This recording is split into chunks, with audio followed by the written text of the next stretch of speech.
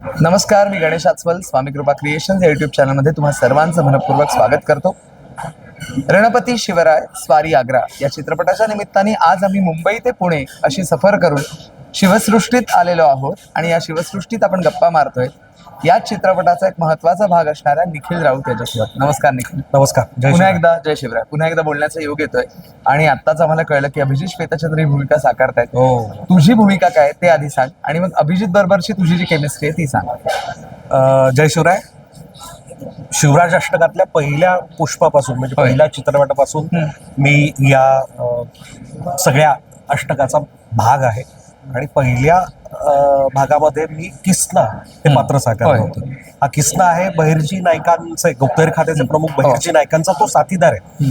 त्यामुळे तेव्हापासून सुरू असलेलं हे माझं पात्र, माझं आवडतं पात्र, या चित्रपटात सुद्धा तुम्हाला मी पुन्हा एकदा किसनाच्याच भूमिकेत पाहायला मिळेल. अच्छा.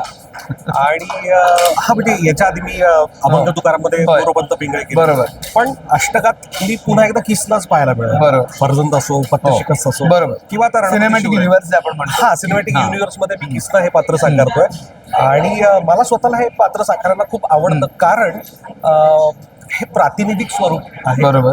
गुप्तहेर खात्याचे प्रमुख बहिर्जी नायकांबरोबर असे अनेक त्यांचे साथीदार या स्वराज्याच्या कार्यामध्ये त्यांच्याबरोबर सहभागी झाले होते आणि त्यांचं प्रतिनिधित्व करणारा हा एक प्रातिनिधिक स्वरूपात किसना आहे.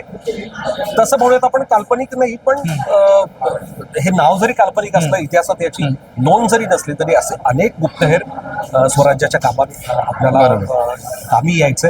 त्यामुळे याला थोडीशी एक लिबर्टी असते. बरोबर. या पात्राला. बरोबर. आणि ती लिबर्टी जी हवीशी असते त्या चित्रपटासाठी, त्यामुळे हे पात्र शत्रूच्या गोटात सुद्धा आपल्याला पाहायला मिळेल. बरोबर.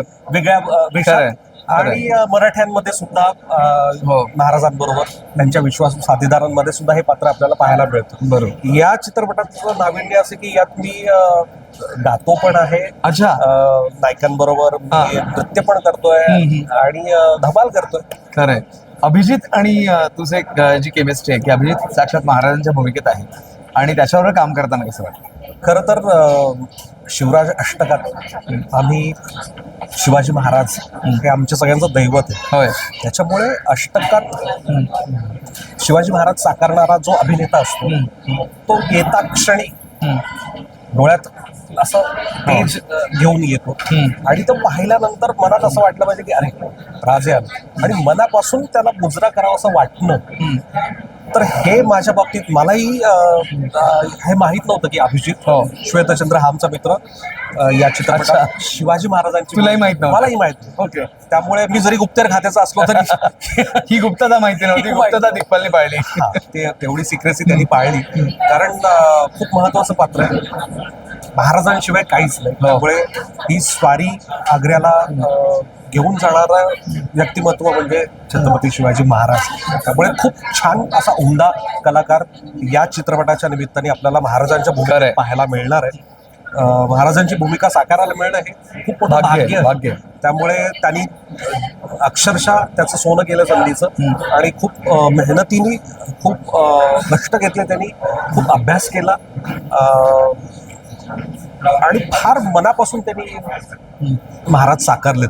मला एक कलाकार म्हणून सुद्धा त्याच्यावर काम करतानाचा तो अनुभव आला. तुला शुभेच्छा देतो आणि आपण सांगूया की व्हिडिओला लाईक करा, शेअर करा, चॅनलला सबस्क्राईब करा. धन्यवाद. जय शिवराय. जय शिवराय.